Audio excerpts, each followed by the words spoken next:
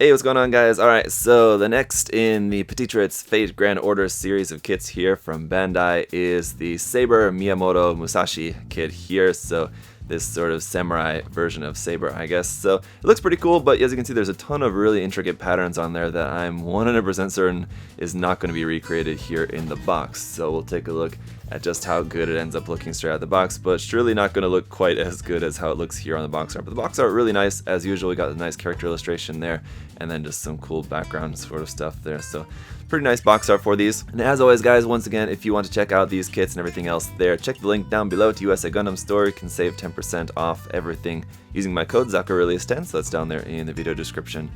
Be sure to check that out. Alright, so yeah, we've seen a few of these kits now. This is now number 5 in the line. They're pretty cool kits. They don't have a ton of articulation, but they're nice, just little, basically kind of small little figures that you get to build yourself, and they're pretty cheap. So, like I said, these usually go for, I think, around 1,000 to 1,200 yen, something like that. So it shouldn't cost you any more than like 14 bucks. On the bottom side here, you can see that there's no painting required, as usual. It's just a nice color molding there. And then also no glue required either. Everything's snap fit. We got some items here. You got the 2 different swords, looks like, with the little kind of flame effect parts for those. That looks interesting. And then here's a look just at the kit. This would be the painted version, so you can see just how it's going to look when it's actually all fully painted up. The detail looks great. So I mean, if the detail's all there and you're able to just paint that up, then you know that looks cool. And just the overall molding of the kit, yeah, as always, looks pretty nice. As you can see, like the legs, the body are pretty fixed in their pose, but the arms and the neck are basically kind of the only places where you have a little bit of articulation to work with for this. As usual, got to read the quotes on here. For every sweep of the sword, give its respect thrice. With my training, I shall reach the infinity. Alright, so basically, put some respect on it, so I can respect that. On the top of the box, here's a look at just the actual size of the kit, going to be around 10 centimeters tall here. This one's showing what the kit looks like unpainted, so you can see like it's missing a lot of little details, but still doesn't look too bad. I mean, there must be a pretty hefty sticker sheet in here, I'm thinking, so let's just get it cracked open and find out then, shall we? And yeah, sticker sheet does look pretty big. As usual, we just got basically 2 runners and the stickers, and that's pretty much it. But do have quite a bit on the runners there, it looks like. So take a look at the instructions first. On the top here, just the parts list, the A runner, the B runner, the stickers there. And then it's going to fold out in full color here for the construction of the head first. And then to the body. So a lot of other kits, if I remember correctly, were starting off with the arms before the body. But this one gives you the head and then the body first. And then down here we do also have our color guide that's there in Japanese and in English if you want to check the colors. And then back on the back side, it's just in black and white here, no more color, as we build up the arms and the legs and the weapons. And that's pretty much it. Then just about the sword, how to like equip that, basically just stick it in the hand. That's pretty much it. And then the display base, like usual, it has its own custom display base. The display base looks really nice here for this one as well. So let's just get a look at the runners. Alright, so here is the foil sticker sheet, and yeah, you can see we got stickers for the swords, a bunch of stickers going around on the clothing and everything, got stickers there for the eyes as well. And then on this sticker sheet as well, we got some more stickers. This is going to be some of that more intricate pattern that's going to be going on the clothing, and a bunch of these little maple leaf stickers to be putting on there as well. So stickers on this kit, I think, going to take a little while. Alright, and then our A runner is in 4 colors. We got some blue down here across the bottom, red on the sides, skin tone up there across the top, and then some of that very light pink color there for her hair. And runner B is in black, so we got the base part there, the swords, and a bunch of the other parts there for her in black, including a little stand there for her leg as well. So the kit really shouldn't take all that long to build. I think it's probably going to take equally as long just to apply all the stickers on here. So let me get this put together and then we'll see how it looks.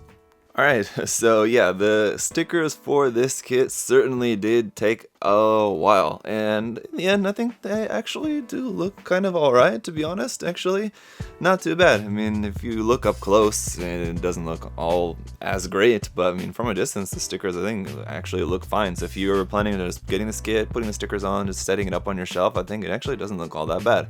And stickers or not, even if you do decide not to use the stickers and you want to paint the kit all up yourself, or even not putting the stickers on, not putting any of the stickers on and not painting the kit probably is going to be looking a lot more plain, but you know, whatever you end up doing with it, either way, I think just the molding, the design of the kit does look really cool. It's a cool looking design for this with just the outfit and the swords and everything. So I don't have the swords in hand yet. I'll show you guys those in a moment, but just still what I mean is it's just a cool character design here. And so the kit went together pretty well, and now this is the 5th one of these that I've built. So I mean, they're pretty simple. really only a handful of parts as we saw in just a moment ago, but they're still pretty fun, interesting kits to put together. If you like building like SD kits and simple stuff like that, then I think this is the kind of thing that you could also enjoy with it being very similar along those lines. And there's a lot of really nice detail on there, even though it's a really simple kit. All the details on there, you know, like I said, if you're going to paint it all up, or even if you're using the stickers, I mean, the details on there are really nice looking. So let's just take a closer up look and you guys can see up close how the stickers and everything's looking. So first up, just real quick on the base, the molding of it is cool, but definitely once this is paint, I think it's going to look a lot better. If you get some cool like painting and shading going on here on this kind of effect that's going on there, it's going to look so much more interesting. So it's a cool base, but that needs some paint for sure. Alright, now just to go over the stickers, there's a lot, so it's possible I might miss some, but I'll try not to. So there's a couple of red stickers on that black part in the hair, red stickers there for her earrings, stickers for the eyes there, of course. On the front of the chest, you got a sticker there up underneath the neck, stickers for the red parts that cross over the front there, stickers, there's a couple of stickers that make up all this stuff here. So basically, this whole clothing is all either in red or blue, so like this part for the chest and then down here is all just solid blue, and then this part going across the stomach there and then down the sides is all red. So all this stuff that's not red there is all just covered by stickers there around the center section. Over here, strangely enough, no stickers at all on this shoulder part. That was actually kind of surprising during the construction. I was putting it together and I was thinking, really, there's no stickers for this part? But yep, so sure enough. Red sticker here on the upper arm though, that's kind of strap part, and then sticker here on the side, a sticker around the top of the hand that wraps around there for that red there.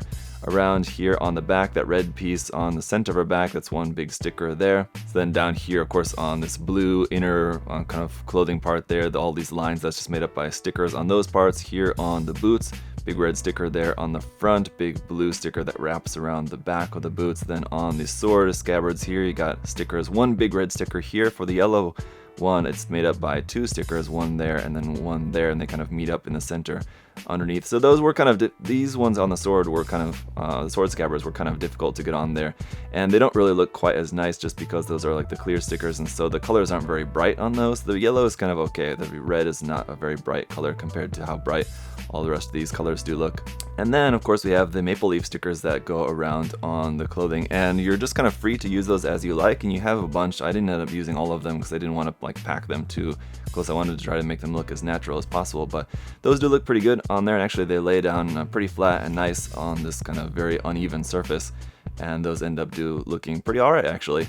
Last couple stickers then are just here on the swords. So each sword blade is made up by two big stickers, one on each side to cover that up, and they just kind of fold over each other around the edge, and you have the kind of separate piece, the red piece and blue piece, like flame effect parts, they'll just kind of stick onto there. Otherwise these are just all just in black plastic for the main part of the sword. Those will just stick into the hand pretty simply like that. And as for the articulation, the head is just on a ball joint that will move up and down. Be careful of this hair, I almost kind of get that kind of caught up on the arm there, but the head will move up and down. You can turn that around. The arm will come up to the side to about 90 degrees there. You have some rotation below the shoulder as well, and then the elbow joint will give you about 90 degrees, not quite 90 degrees, but somewhere close to that. The wrist is not on a ball joint, it's just on a peg, so you can just rotate that. And then down here for the feet, those are on a ball joint, so you can move those around a little bit as well. Up underneath the feet, they're just hollow there in the boots. And then the legs are connected at the hips via a ball joint, but with all this kind of dress going on here, there's not going to be a whole lot of space for you to really move the legs around, but you can move those around a little bit within that space there.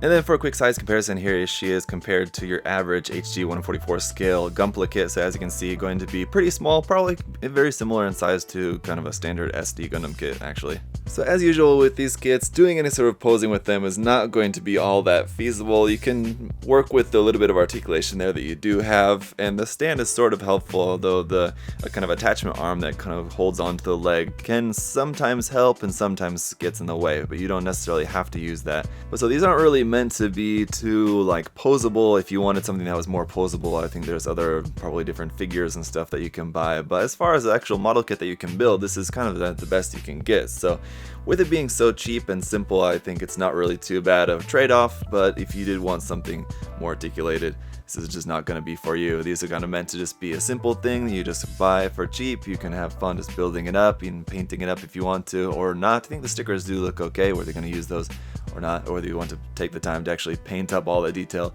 would be pretty intense. But either way, it's just a simple thing that you can just stick up on your shelf or on your desk or wherever, and it looks cool. If you're a fan of the character, a fan of the game, or just like this kind of character design, even if you're like me and you don't know anything about Fate, the Grand Order at all, you just think it's just a cool character design, just a cool little kit, something different to build, then I think it's worth checking out. So like I said, the kits are cheap, so if you want to check out the link, again, down below in the video description, check these kits out over there on USA Gundam store. The link is down there, as well as my coupon code. You can use that to save 10% off everything. So these kits are already pretty cheap, but you can save a little bit more money with that as well. If you guys have any other further questions or comments about these, do feel free to let me know. We have the Saber Okita kit, I think is the next one that should be here pretty soon, so we'll take a look at that in the very near future.